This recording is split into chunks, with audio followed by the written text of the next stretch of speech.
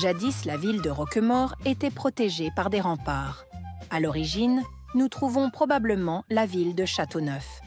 Celle-ci s'était développée au pied du château des comtes de Toulouse, Ruppé-Morat, comme toutes les villes castrales, telles celles de Foix dans l'Ariège. À cette époque, la ville est réduite à sa partie orientale, dont on mesure approximativement l'étendue grâce à l'examen des réticulés, c'est-à-dire le réseau des rues.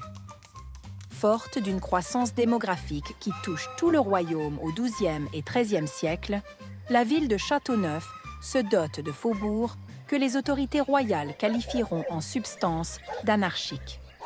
Il n'est pas impossible que la ville ait peu à peu changé de nom après la conquête royale par transfert toponymique. Le château ayant donné son nom à la ville par association. Peut-être aussi pour se distinguer du village de Châteauneuf, du Pape, situé en face, au-delà du Rhône. Quoi qu'il en soit, en 1377, la ville de Roquemaure reçoit l'autorisation d'édifier de nouveaux remparts pour englober une partie des faubourgs apparus à l'ouest de la ville, ainsi que la collégiale construite entre 1329 et 1335. Cette permission royale prouve que la cité était déjà fortifiée, puisqu'on y autorise la démolition de la muraille située à l'ouest. Les fossés qui doublaient la muraille sur ce flanc n'ont pas été totalement comblés, puisqu'on a alors saisi l'opportunité d'y installer une canalisation pour l'évacuation des eaux de pluie. Ce texte en latin, recopié au XVIIIe siècle, renvoie donc à de grands travaux d'urbanisme, comprenant la destruction d'une partie des faubourgs dans le cadre d'un véritable projet de rénovation. On le devine encore au plan quadrillé encore visible à l'ouest de la ville.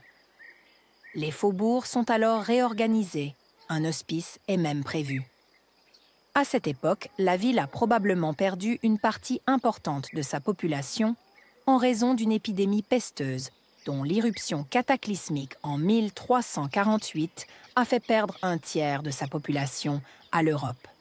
Particulièrement exposée par sa situation rhodanienne, la ville a pu subir un choc très supérieur. Les faubourgs sont très certainement encore largement dépeuplés, d'autant que la peste ressurgit en 1361, 1374, 1376. Les pouvoirs royaux en ont très certainement profité pour remodeler la ville, lui donner une apparence royale. Tout cela démontre l'importance du site pour une monarchie en grande difficulté. Charles V connaissant des problèmes de santé, le pape Grégoire XI quittant le palais des papes, où la curie pontificale s'était installée en 1309.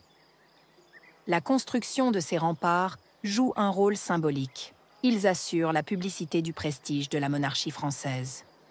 Ils délivrent bien un message politique. Comme les anciens remparts, les nouveaux ont été fortifiés par des tours dont il ne nous reste que les noms.